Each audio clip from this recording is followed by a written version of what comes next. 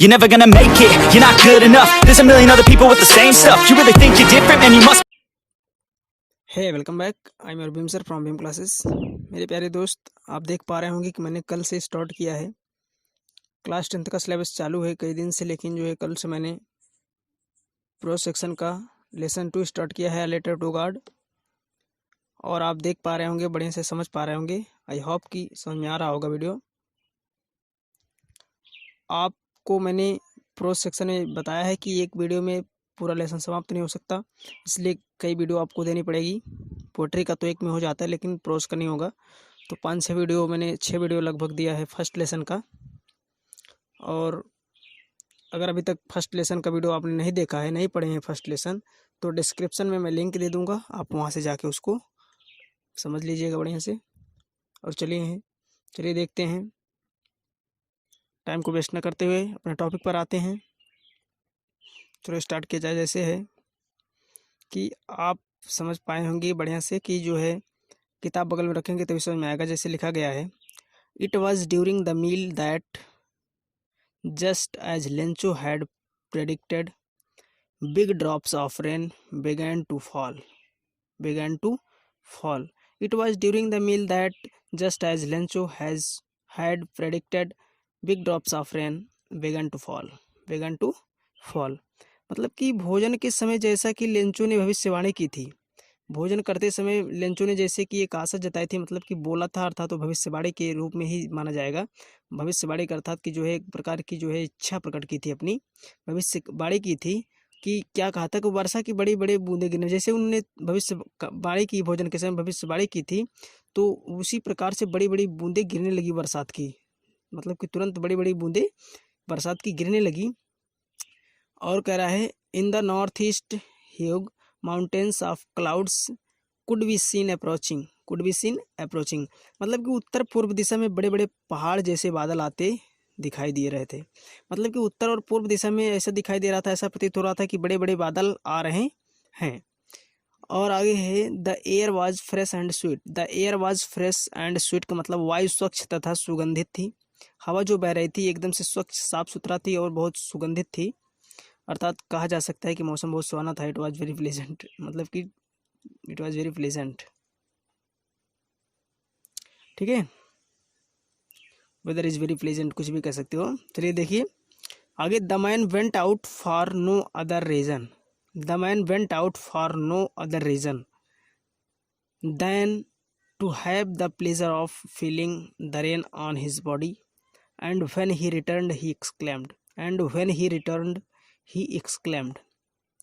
मतलब कि the man मतलब कि वह व्यक्ति जो है केवल इसलिए बाहर निकल पड़ा कि जो है, मतलब को आदमी जो था बाहर इसलिए निकला, केवल उसका एक लक्ष्य था कि बाहर इसलिए निकला था कि वर्षा की बूंदों का आनंद जो है अपने शरीर पर अनुभव कर सके। मतलब कि बरसात की जो बूंदें होती हैं, उन बूंदों का आनंद लेने के लिए वो बाहर निकल पड़ा था। और जो है, और जब वह लौटा तो आश्चर्यचकित हो गया, मतलब एकदम आश्चर्य से चिल्लाया। अर्थात grand when he returned he exclaimed, मतलब एकदम एक्सक्लेम हो गया। जब वह लौटा तो एकदम से आश्चर्यजनक अर्थात आश्चर्यपूर्वक चिल्लाया। क्या चिल्लाया, फिर देखिए क्या कर रहा है। These errant rain drops falling from the sky. These errant मतलब कि और नॉट कह सकते हैं, उसको शॉर्ट फॉर्म लिखा गया है।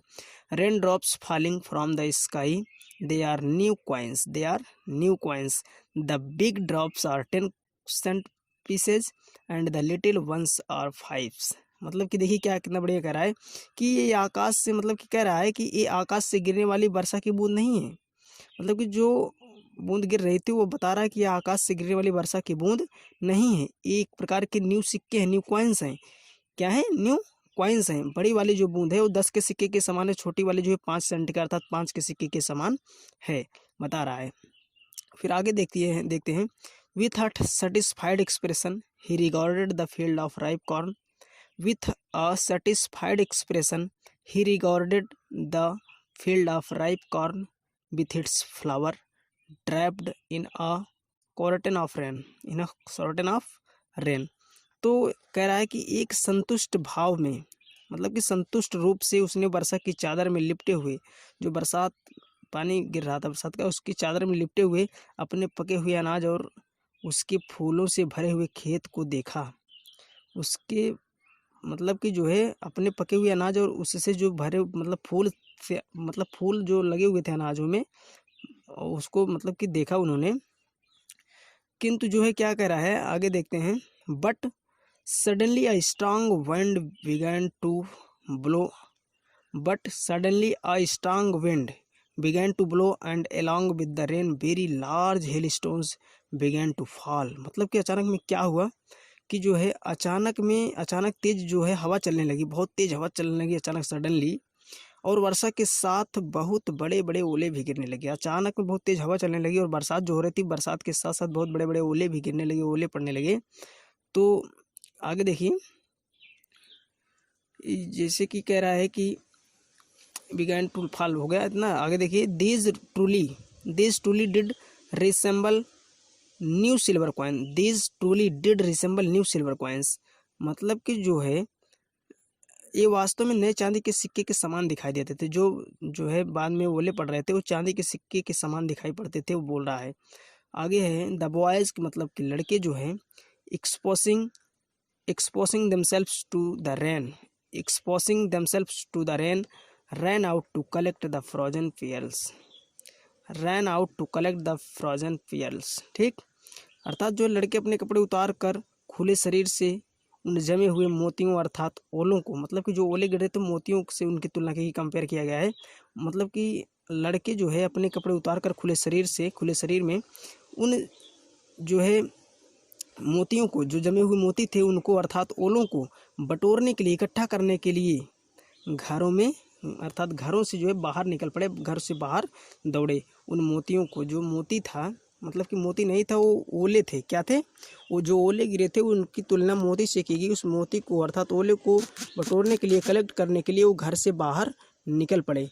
मेरे प्यारे दोस्त, क्लास इसी पर समाप्त होती है।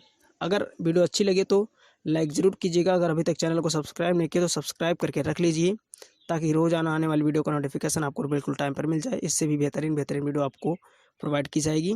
मेरे प्यारे दोस्त, I see you next video. Thank you very much.